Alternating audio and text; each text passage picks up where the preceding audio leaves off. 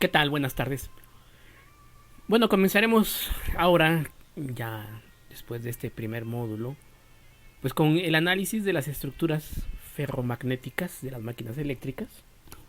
Anteriormente pues habíamos visto cómo es la conversión, qué fenómenos electromagnéticos participan, para que en un momento dado en un motor eléctrico podamos observar, ya con el detalle de la ciencia, cómo esa energía eléctrica que la podemos denotar, observar como una tensión y una intensidad que ingresa a nuestro motor y cómo este puede irse convirtiendo en un fenómeno electromagnético primeramente, después en un fenómeno magnético y este fenómeno magnético producir movimiento mecánico, pues para finalmente tener energía mecánica, potencia mecánica en la salida, observada y medible como un par torsor, una fuerza de giro y la velocidad que llega a alcanzar la flecha de salida de esa máquina eléctrica trabajando como motor.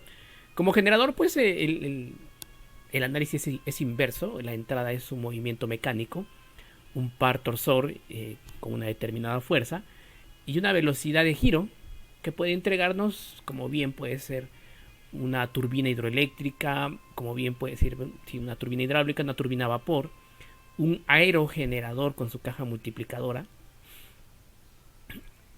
Y este fenómeno eh, mecánico produce, ¿no? Mediante el campo excitado de un alternador, ¿no? O el campo excitado por medio de imanes permanentes, la inducción, ¿no? Un fenómeno magnético, finalmente un fenómeno electromagnético, ¿no? Una inducción electromagnética y esta producir una corriente eléctrica misma que puede denotarse, ¿no? Como una potencia eléctrica, como una tensión y una intensidad disponible para poder ser utilizado. Finalmente, pues vamos a ver qué sucede al interior de la máquina eléctrica, porque también presenta fenómenos de saturación, también presenta una naturaleza en tanto similar a la eléctrica, pero de otras características. Las estructuras ferromagnéticas forman circuitos magnéticos, así como los cables y demás componentes de una instalación eléctrica pues forman eso, circuitos eléctricos, y aquí podemos observar en cierta medida una instalación eléctrica de tres lámparas alimentadas con su neutro, el cual pasa por un apagador, el cual se puede interrumpir, perdón, su fase, ¿no? Pasa por un apagador, el cual se puede interrumpir, y el neutro alimenta las lámparas para tener finalmente iluminación, ¿no? Esto, como bien es el diagrama de una instalación eléctrica, de un circuito eléctrico, esto también es el esquema de un circuito o una estructura ferromagnética, la cual pues tendrá que también ser interpretada para analizarse de una forma tal que pueda ser entendible por medio de conocimientos que ya tenemos respecto a los circuitos eléctricos, pero también respecto a circuitos magnéticos, circuitos neumáticos y también hidráulicos. El circuito magnético, como concepto, pues es un dispositivo en el que las líneas de fuerza de campo magnético están canalizadas en un camino cerrado. Y aquí podemos observar, ¿no? Una bobina, la cual es alimentada por una intensidad y tiene una cantidad predefinida de espiras o de vueltas o de vanadas en este núcleo, el cual permite ser un circuito, una trayectoria cerrada, que ese es el concepto de circuito, para el paso, ¿no? De el campo magnético, por líneas de campo magnético. Ese es el concepto de circuito magnético. Y bien, ¿quiénes son los componentes de un circuito magnético? Porque si podemos, del análisis anterior, de asignaturas anteriores, de unidades de aprendizaje anteriores, sabemos que para el circuito eléctrico existe una fuerza electromotriz, un voltaje inducido, un potencial eléctrico, también se le conoce de esa manera. Para el caso de un circuito hidráulico, pues hay una altura, un potencial en donde ese fluido puede realizar un trabajo. En el caso de un circuito neumático existe un compresor, ¿no? Que puede, ¿no? Al ser el aire un fluido comprimible, puede compactarse y ya una vez compactado disponer en un lugar cerrado, almacenado, de cierta presión, de cierta fuerza para realizar un trabajo. En el caso de un combustible, pues dispone de un poder calorífico que puede en un momento dado ser liberado y producir también trabajo mecánico. Entonces el circuito magnético no escapa, más bien es similar en ciertos aspectos al circuito eléctrico, circuito hidráulico, circuito magnético, y implica, ¿no? Disponer de una fuerza que impulse el campo magnético. Y esa fuerza, ¿no? Esa intensidad de campo magnético es directamente proporcional a la intensidad que ingresa por ese devanado y también directamente proporcional al número de vueltas que tenga esa bobina, ¿no? Entonces ese es el concepto de campo magnético producido por una variable eléctrica, que en este caso es la intensidad, y una variable de construcción, que son el número de vueltas, ¿no? ¿Y qué sucede en un campo magnético, en un núcleo magnético? Mientras más se incremente la intensidad de campo, que en el caso de considerar la variable eléctrica como la única que se puede modificar, digámoslo así, en ese instante, ¿no? Mientras más se incrementa la intensidad de campo, tenemos un incremento casi lineal de la densidad de flujo que existe en ese campo, en ese núcleo, ¿no? Entonces, mientras más aumente la intensidad de campo, que tiene como variable eléctrica manipulable la intensidad, habrá un flujo mayor de líneas de campo magnético, ¿no? Esa es la relación o la curva de saturación entre la intensidad de campo y la densidad de flujo, pero la densidad de flujo son flujo magnético por unidad de área, lo que significa que en un núcleo en específico, con un área específica, con una sección transversal en específico, se puede incrementar la intensidad de campo hasta un punto en que lleguemos a saturar, lo que implica que por más que se aumente la intensidad de campo con su variable eléctrica intensidad corriente, ya no llegamos a incrementar más la densidad de flujo, ¿no? Entonces tenemos esa limitante en circuitos magnéticos, la saturación del material magnético, la saturación de la sección transversal.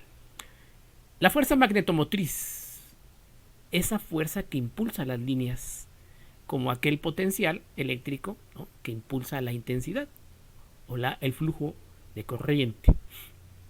En el caso de la fuerza magnetomotriz, las variables, ¿no? Que dependen son de construcción propiamente dicho, son dos. Una, el número de vueltas que tenga esta bobina, ¿no? Aquí representado, y la longitud que tenga esta bobina. Curiosamente, mientras más pequeña o más compacta sea esta bobina, tendrá mayor impacto, mayor fuerza, ¿no? Ese es un detalle que hay que considerar plenamente. Entonces, por eso las bobinas son compactas, por eso se busca que un grupo o un bobinado sea compacto, ¿no? Para tener mayor intensidad y producir un flujo magnético aún mayor, ¿no? El concepto de reluctancia, así como existe en circuitos eléctricos un potencial y un flujo, también, ¿no? Simplemente las paredes de un conducto y el tamaño de ese conducto, de ese conductor, de esa manguera, de ese conductor, ¿no? De esa canalización, nos dice que puede transportar una determinada cantidad de flujo sin saturarse, ¿no? A una determinada presión. Bueno, esa manguera, ese conducto, esa canalización va a presentar una oposición al flujo. Lo mismo los núcleos magnéticos por sí mismos también proporcionan una oposición al paso del campo magnético. Como en las resistencias eléctricas producen una oposición al paso de la corriente eléctrica. En el caso de los circuitos magnéticos, el concepto se llama reluctancia magnética. Y es directamente proporcional a la longitud e inversamente proporcional al área de sección transversal que tenga ese conductor de líneas de flujo magnético, ¿no? Entonces el concepto de flujo magnético tiene que ver precisamente con esa característica. En una bobina, por ejemplo, ¿no? Y para observar hacia dónde se dirige el flujo, hay que tomar con la mano derecha, ¿no? Y los dedos, desde el índice hasta el meñique, nos van a indicar, ¿no?, la dirección del flujo eléctrico, y el dedo pulgar nos va a proporcionar la dirección del flujo magnético. Aquí se puede observar esta expresión griega, ¿no?, Z, como la dirección del flujo magnético. Bien, al igual que existe una ley de Ohm para circuito eléctrico que relaciona la oposición al paso del flujo eléctrico y un potencial que impulsa ese flujo, ¿no? Existe también una ley de Ohm de circuito magnético, conocida como ley de Hopkinson, en donde nos dice que el flujo magnético es directamente proporcional a la fuerza magnetomotriz e inversamente proporcional a la reluctancia del material magnético.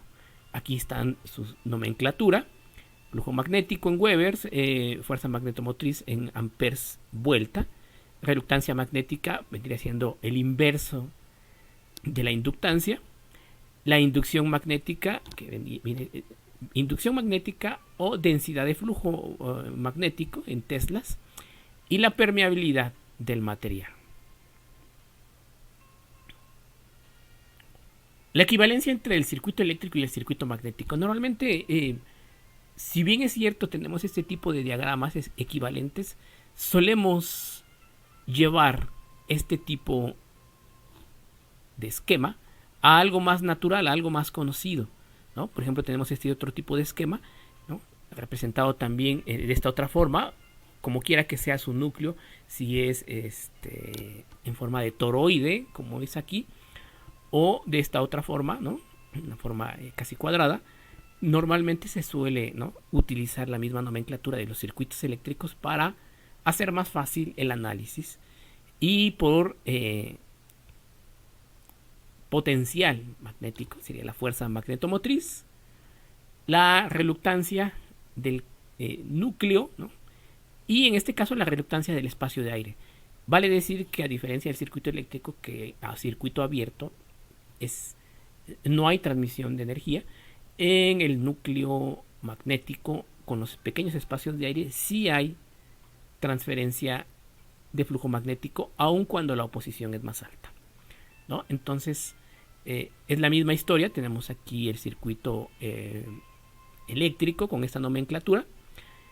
La tensión es igual a la resistencia por la intensidad, y en el circuito magnético la fuerza magnetomotriz es igual a la reluctancia por el flujo, ¿no? Aquí está la fórmula para calcular la reluctancia, ¿no? Y también son válidas las leyes de la caída de tensión que teníamos en circuitos. Aquí sería la caída de la fuerza magnetomotriz, ¿no? La fuerza magnetomotriz en un circuito serie se divide entre la reluctancia del núcleo y la reluctancia del espacio de aire, ¿no? Entonces acá tenemos que el flujo es igual a la fuerza magnetomotriz dividido entre la reluctancia equivalente, que al ser circuito serie, pues es la suma de las dos que hay. También, al igual que teníamos en circuito eléctrico divisor de intensidad o divisor de corriente, ¿no?, también aquí hay un divisor de flujo, ¿no? Y se pueden tener este tipo de estructuras ferromagnéticas de doble ventana, le llaman aquí núcleo de doble ventana.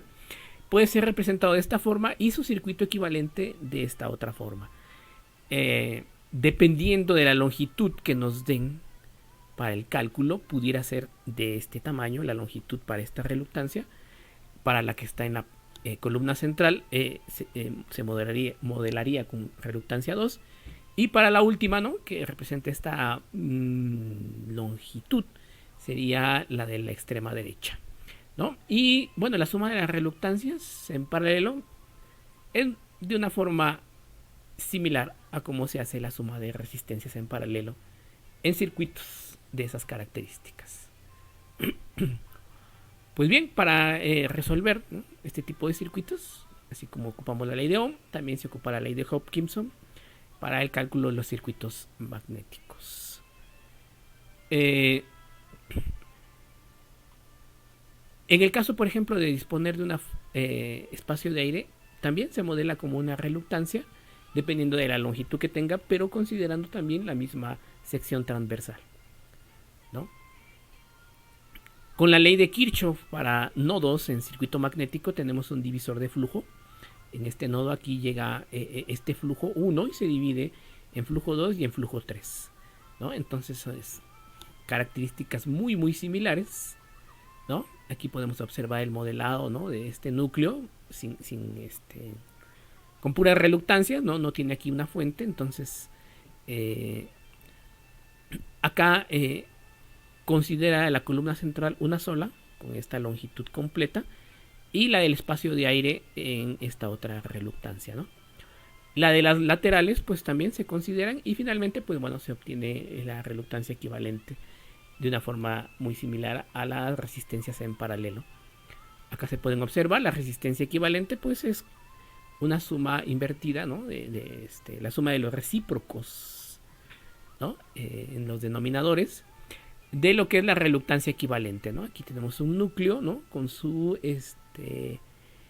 modelado de esta forma para obtener su reluctancia equivalente. Finalmente pues tenemos en la parte eléctrica, ¿no?, la comparativa, la analogía que puede existir entre lo que es la corriente eléctrica, el flujo magnético, la fuerza electromotriz, tensión o voltaje o potencial eléctrico, y del otro lado la fuerza magnetomotriz. Aquí hay caída de tensión, aquí hay caída magnética, resistencia, su contraparte la reluctancia, la ley de Ohm, la ley de Hopkinson, lo que viene siendo la conductividad, ¿no?, la permeabilidad, la expresión de la resistencia, ¿no?, desde el punto de vista físico, con longitud, resistividad y sección transversal, y la reluctancia con la longitud, la permeabilidad relativa, el área de sección transversal. Aquí tenemos una densidad de corriente, aquí hay una densidad de flujo, las leyes de Kirchhoff eléctricas, las leyes de Kirchhoff magnéticas, el diagrama de circuito eléctrico y el circuito magnético, que podríamos decir pues, es equivalente.